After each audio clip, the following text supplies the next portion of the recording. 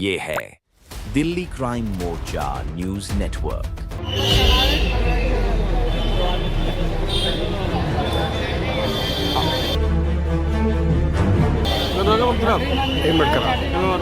एक मिनट कुंडी तोड़ दिया था, वहां से थोड़ा तोड़ के मैं ऊपर चला गया था, उसके बाद वहां पर एक्सेस कर लिया।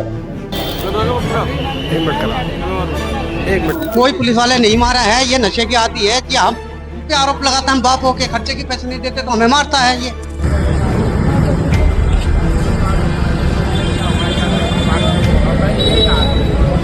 डिमांड नहीं है। वो शनिवार से घर से बाइक ले गए और मेरे ट्रीटमेंट के लिए पैसे रखा हुआ था, वो लेके फरार है। इस समय हमारे पास काम धंधा नहीं है, हम बड़ा मुश्किल में अपना ट्रीटमेंट नहीं करवा पा रहे हैं।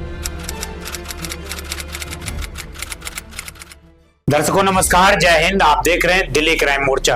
दर्शकों, राजधानी दिल्ली में रोज रोज नई नई कहानियां निकल कर सामने आती हैं।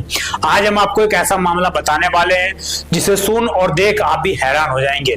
आपको बता दें, राजधानी दिल्ली के अंतर्गत आने वाले मंगोलपुरी क्षेत्र से आज सुबह 7 बजे के आसपास एक ऐसी घटना सामने आई जिसने अस्पताल की सुरक्षा पर कई गंभीर सवाल खड़े कर दिए।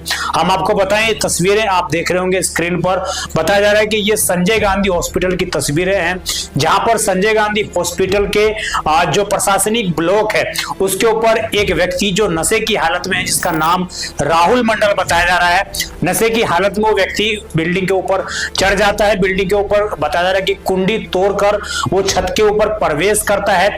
जैसा कि अस्पताल के एमएस ने वहां पर जानकारी दी है कि उस राहुल मंडल के व्यक्ति के द्वारा वहां पर कुंडी तोड़ी जाती है। उसके बाद वो व्यक्ति ऊपर चढ़ता है और ऊपर छज्जे पर बैठकर वो नीचे लोगों को धमकियां देता है कि मैं नीचे कूद जाऊंगा और मैं अपनी आत्महत्या कर लूंगा। इस तरह की धमकियां वो देता है। फायर विभाग को तुरंत सूचना दी जाती है। मौके पर लगभग 7 से 8 गाड़ियां पहुंचती हैं। कई मशक्कत करने के बाद भी जो है ऑपरेशन को सफल नहीं किया जा रहा था, परंतु जैसे ही धीरे धीरे समय बढ़ता जा रहा था, लगभग 8 से 10 बजे तक जो है कोई खास मूवमेंट दिखाई नहीं दे रही थी। हम आपको बता दें, इस पूरी वारदात ने कहीं ना कहीं हमारे सिस्टम की भी पोल खोल कर रख दी है, क्योंकि लगभग 10 से 11 बजे के आसपास इस व्यक्ति का रेस्क्यू किया गया। अगर वो सिरफिरा व्यक्ति वहां पर छलांग लगा भी देता तो किस तरह की स्थिति उत्पन्न होती, क्या उस व्यक्ति की मौत भी हो सकती थी, लेकिन कोई भी इंतजाम उस वक्त तक नहीं किए गए थे। हालांकि फायर विभाग ने बहादुरी दिखाते हुए उस व्यक्ति को सरल सुरक्षित जो है उसका रेस्क्यू ऑपरेशन कर लिया है।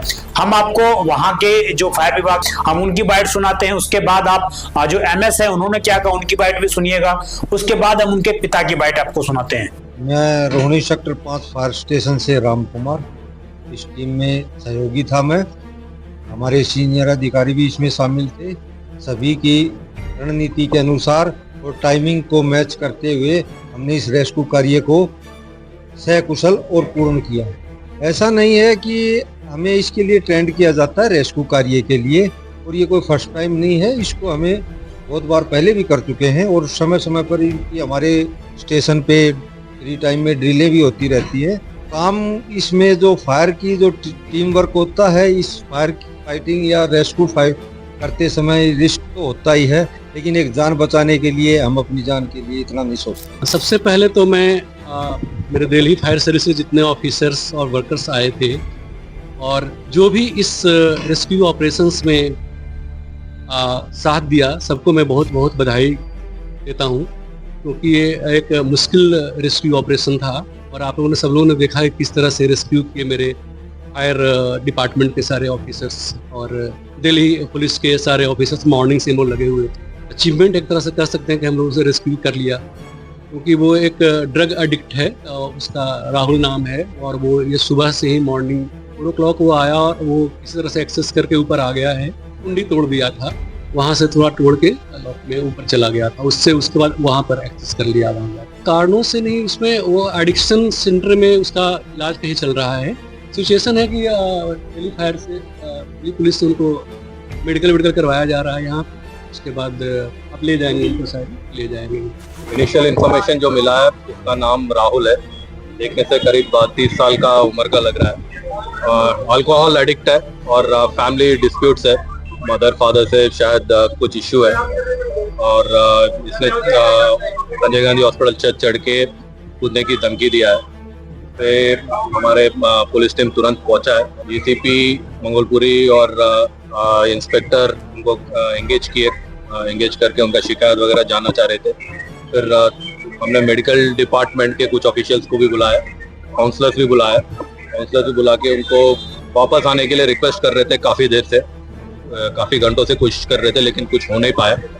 फाइनली हमने फायर डिपार्टमेंट से कोऑर्डिनेट करके फायर डिपार्टमेंट एक स्ट्रैटेजी बनाए कि इनको कैसे रेस्क्यू किया जाए।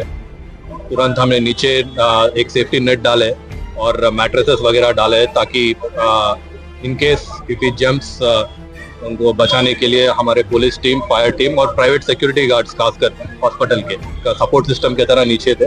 देन फायर डिपार्टमेंट अपने मैन को लगा के एक हाइड्रोलिक सिस्टम के द्वारा फिर नीचे से बंदा रस्सी बांधने का जो प्लान हमने किया था, बिल्कुल प्लान के मुताबिक पुलिस डिपार्टमेंट, फायर डिपार्टमेंट मिलके एग्जीक्यूट किया है।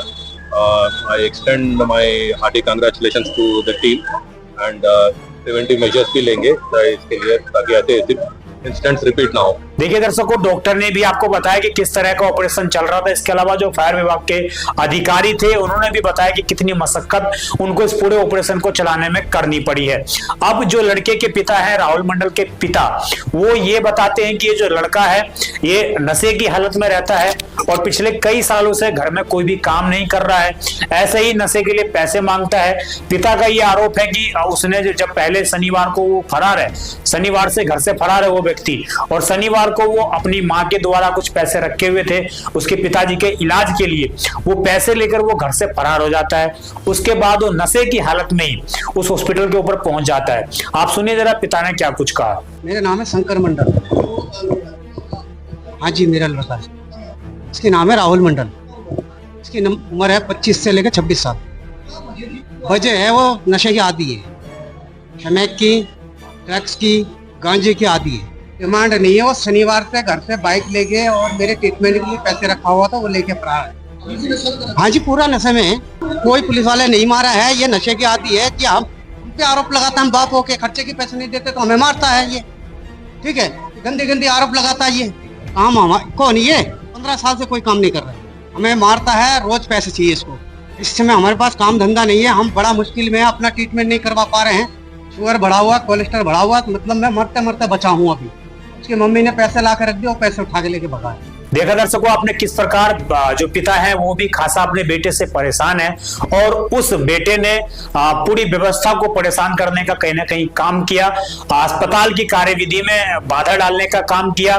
इसके अलावा प्रशासन के अन्य महत्वपूर्ण काम के अलावा इस व्यक्ति को रेस्क्यू करना पड़ा। हालांकि पुलिस किस तरह की कार्रवाई करती है वो देखने वाला विषय होगा। हालांकि इस व्यक्ति को सुबह 11 बजे के आसपास जो है सफलतापूर्वक फायर विभाग की टीम के द्वारा रेस्क्यू कर लिया गया। एनडीआरएफ को भी कॉल की गई थी, परंतु एनडीआरएफ वहां पर या तो समय से नहीं पहुंची या उनकी उसकी जरूरत नहीं आन पड़ी थी।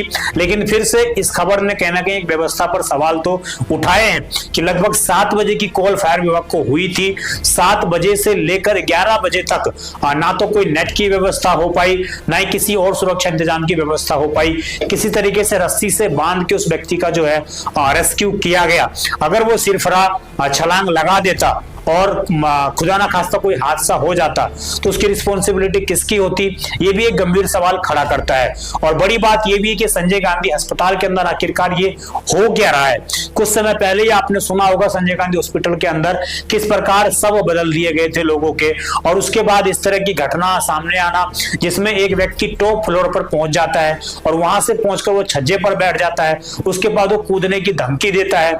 तो उस वक्त सिक्योरिटी गार्ड आखिरकार कहां थे। जब मरीज से मिलने के लिए कोई जाता है तो 50 तरह के सवाल सिक्योरिटी गार्ड पूछते हैं उनसे, उनको अंदर जाने की परमिशन नहीं मिलती है। लेकिन ये व्यक्ति जो नशे की हालत में पूर्ण तरीके से, ऊपर भी अर्धनग्न की हालत में है, नशे की हालत में वो बिल्डिंग के टॉप फ्लोर पर पहुंच जाता है और टॉप फ्लोर के पहुंचने के बाद वो छज्जे पर जाकर बैठ जाता है।